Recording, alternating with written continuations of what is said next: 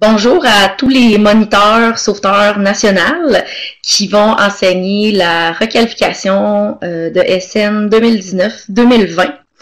Donc, moi, je m'appelle Mylène Arsenault, je fais partie de l'équipe de mentors et de bénévoles de la Société de sauvetage et je vous enregistre cette capsule-là aujourd'hui, capsule qui a été montée en collaboration avec Catherine Paradis, qui est bénévole responsable en sauvetage, et Audrey Lavoie, coordonnatrice, pour vous épauler, puisque il existe certaines particularités dans cette requalification-là qu'il n'y avait pas dans les autres années.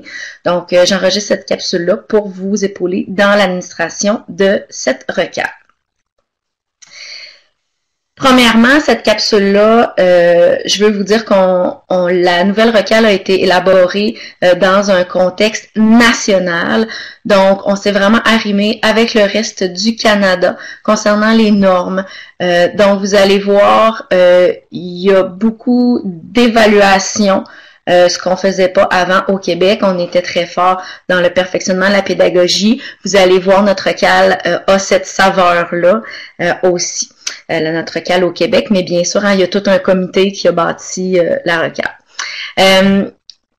Donc, dans cette capsule-là, je vais vous souligner les nouveautés, vous pister sur quelques ressources, mais ça remplace pas du tout la lecture du guide de recal. Donc, il faut vraiment le lire d'une page à l'autre, comme d'habitude, particulièrement si c'est la première fois que vous administrez cette requalification-là.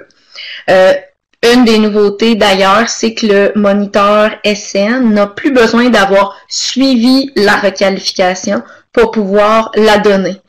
Donc, c'était pour ça, entre autres, la capsule, si jamais vous êtes dans cette situation-là, ça vous fait un outil de plus.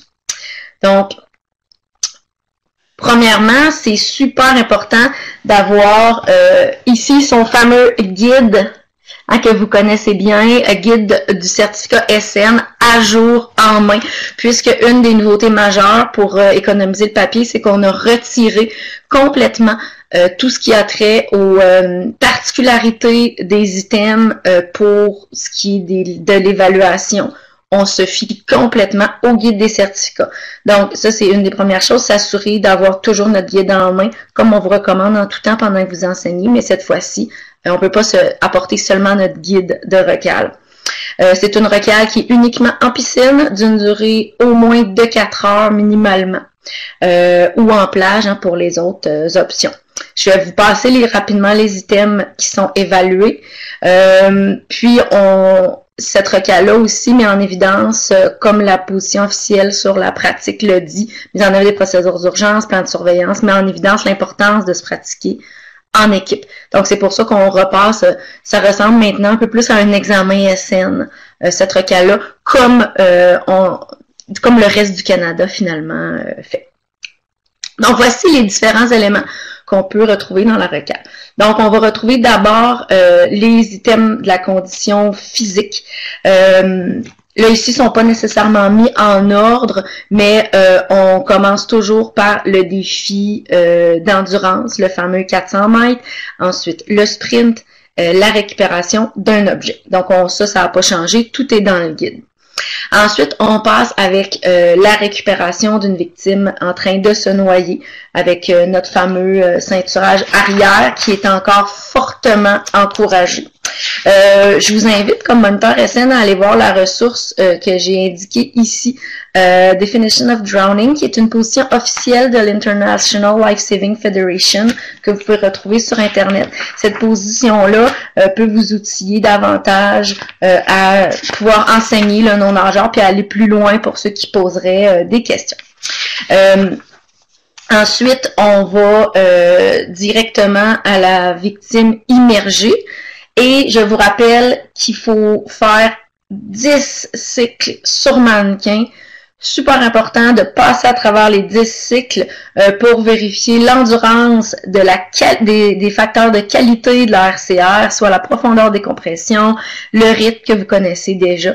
Donc, c'est très important de les passer au complet, comme c'est écrit dans votre guide des certificats. Ensuite, l'item 9C qui est la prise en charge d'une victime blessée à la colonne vertébrale. Cette fois-ci, il y a la nouveauté, c'est que tous les candidats devront être évalués, chacun en tant que surveillant sauveteur 1. Oui, ça peut avoir l'air long, c'est pour ça qu'on vous recommande d'avoir plusieurs planches lorsque c'est possible, ou sinon de voir en fonction de ce que vous avez comme matériel, des fois de le jumeler en même temps avec une autre activité et de faire des vagues. Sinon, c'est vraiment important d'aller évaluer chaque surveillant sauveteur seul, puisqu'il y a une très grande majorité, pas majorité, mais une très grande proportion de sauveteurs, on parle de 40%, qui travaillent seuls, donc en tant que leader de la prise en charge. Je vous ai mis ici une photo d'une subluxation de la mâchoire que vous pouvez trouver sur le site de la Société de sauvetage, dans vos anciennes recales, pour pouvoir illustrer ça ici. Donc, ça, c'est les items de sauvetage. Ensuite, on passe à la section perfectionnement. Vous avez une activité qui n'est pas évaluée. Pour la surveillance d'une piscine, l'item 5A, le balayage visuel. Vous lirez, l'activité est assez bien expliquée, pas trop compliquée. Donc, 2 équipes qui se regardent, surveillant entre eux. Puis, c'est une activité de mime. On a à découvrir quel élément du balayage visuel l'autre équipe exagère. Tout ça pour renforcer l'élément clé qui est dans chacun des sauvetages, qui est la reconnaissance de la victime. Comme ressource, les moniteurs SN, vous pouvez référer vos candidats vers la vidéo 5-Minute Scanning Strategies qui est en vente à la Société de sauvetage, qui est très, très, très fortement recommandée à montrer dans les cours SN. Et sinon, même une formation aussi de la sauvetage qui met justement l'accent sur la reconnaissance, qui est le début de tout sauvetage. On repasse ensuite à des activités évaluées. Et là, on va retourner avec la prise en charge d'un nageur blessé, jumelé à la situation de surveillance. Dans la situation de surveillance, elle vient en 2 temps. D'abord, en tant que surveillant sauveteur seul, et ensuite en tant que surveillant sauveteur membre d'une équipe. Donc, vous devrez faire 2 activités séparées. Une activité où on est seul, une activité où on est dans une équipe.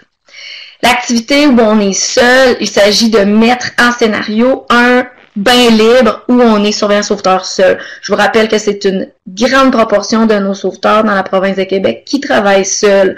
Les hôtels, dans les parcs aquatiques, parfois on est seul, dans certaines piscines de région, ou même on travaille avec un crotte-bronze. Donc c'est bien important que chaque sauveteur puisse démontrer le leadership de la prise en charge et le recrutement des aides dans cet item-là. Si vous avez besoin d'idées pour un bain libre seul, parce que vous comprenez que si on a 12 candidats, on ne fera pas 12 fois un bain libre seul. On peut faire un scénario de bain libre, placer 4 sauveteurs, demander à 3 sauveteurs de rester en retrait, qu'ils attendent votre signal. Un sauveteur trouve une victime, intervient, puis hop, le deuxième, il va, le bain libre continue. Une genre d'activité qui pourrait ressembler à ça. Vous avez dans l'annexe 1 des idées de mise en situation.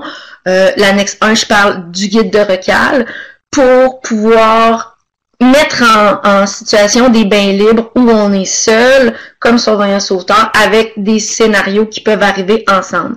À chacune de ces situations-là sont associés des messages clés qu'on vous inviterait à passer. Par exemple, dans les groupes d'enfants ensemble, donc on met sur la piste les candidats sur le danger des groupes d'enfants seul l'été, par exemple, et on met en référence le guide d'encadrement. C'est des choses qu'on peut faire pour donner la saveur pédagogique à la recale.